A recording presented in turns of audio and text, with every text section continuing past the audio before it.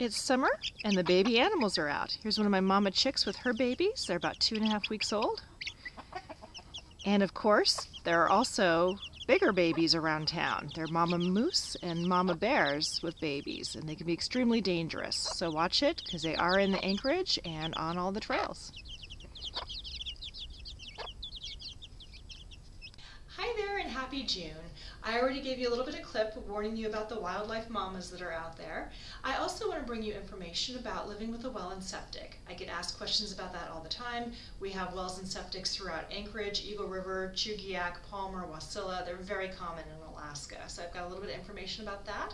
I'm also bringing you information about how to take care of your raspberry bushes. But first, I want to ask you for a favor. I consistently have clients contacting me for good contractors. I've recently had people ask for house cleaners. I've had them ask for people who can finish hardwood flooring, install flooring, roofers, painters, contractors, etc., septic pumpers. So I've got some great contractors and I love having you call me for those people. And if you know somebody great that should be on my list, let me know. Because sometimes my contractors are busy or sick or out of town, and I like to have a couple of backup people that are really, really good. So if you know any great contractors that I should have on my list that I can help provide to my clients when they need those services, please let me know. So I get asked a lot about well and septic. A lot of people are nervous because they've never been on well and septic. It's very, very common, especially here on the Anchorage hillside. We have a large lot. Here's our wellhead, and we have septic. There's also really common in Chugiak, Eagle River, Peters Creek, Wasilla, Palmer. Houses with well and septic are very, very common up here. There's nothing to be afraid of, nothing you really need to be concerned about. The biggest thing is with a septic, you don't want to put any extra garbage down the septic system. So when I was a kid, we used to put citrus peels, potato peels, things like that down our garbage disposal. When you're on a septic system, you cannot do any of that. You don't want to put any of that down. Regular food bits that are on your plates, not going to be a problem. The other thing with septics is there's a lot of products, I think Red X and some of those others that are bacterial products that can eat the waste in your septic and prolong it. Don't waste your money on those. Our ground in Alaska is too cold and those bacteria do not multiply, they do not work.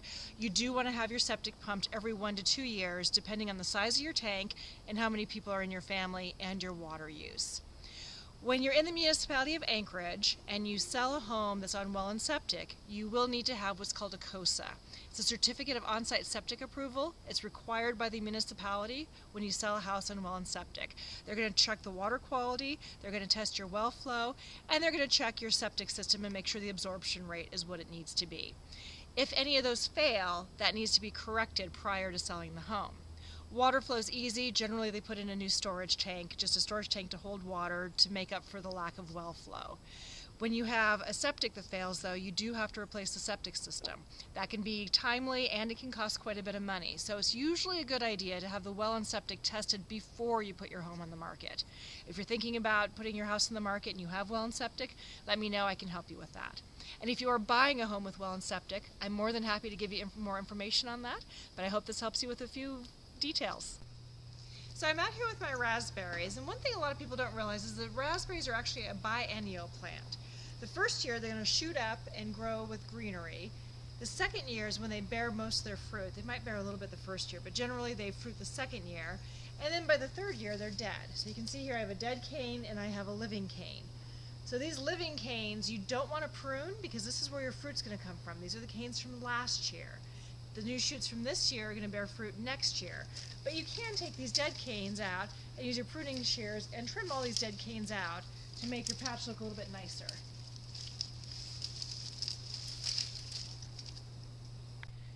So here you can see at the base of the plant that they look like they're coming from the same plant. So make sure when you cut them off that they're actual dead canes and not ones that have the green growth on them. You can see I cleaned out a number of dead canes, and that's going to make my raspberry patch a lot cleaner.